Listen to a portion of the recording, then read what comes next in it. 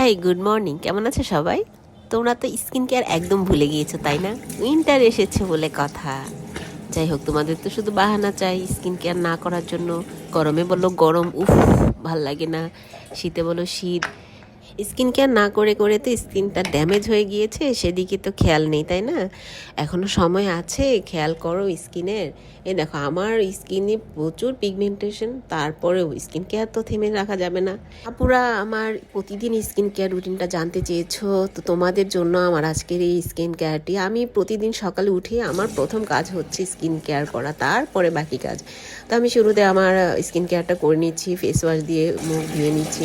তো face wash দিয়ে মুখ ধোয়ার পর হয় কি, আমাদের যে পোর্সগুলো আছে না, ওপেন হয়ে যায়। তো সেটা লক করার জন্য আমরা দিব টোনার। আমি ফার্স্টে টোনারটা ইউজ করে নিচ্ছি, এটা হচ্ছে মোস্ট ইম্পর্ট্যান্ট একটা পার্ট স্কিন কেয়ারে। এরপর আমি হচ্ছে একটি ময়শ্চারাইজার ইউজ করে নিচ্ছি, এটা হচ্ছে আমার মোস্ট ফেভারিট একটা ময়শ্চারাইজার।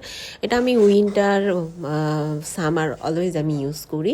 তো এটাতে হচ্ছে 25+ SPF যুক্ত। তো দেখো আমার স্কিনটা। তারপর হচ্ছে তোমরা মানে খাওয়া দাওয়া ভুলে গেলেও সানস্ক্রিন ইউজ করতে কিন্তু একদমই ভুলবে না।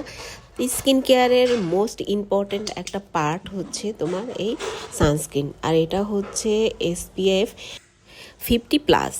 তো এই সানস্ক্রিনটা আমার কাছে এত ভালো লাগে যে এটা ইনস্ট্যান্ট একটা মেকআপ লুক দেয়। তো এটা তোমরা যারা বাইরেও যাও তারা এটা ইনস্ট্যান্ট ইউজ করে চলে যেতে পারো।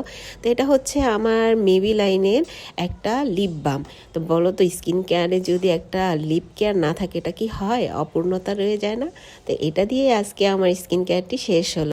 প্লিজ নিয়মিত স্কিন কেয়ারটি করো আর খুব ভালো থেকো। ভিডিওটি শেয়ার করে দিও। আল্লাহ হাফেজ।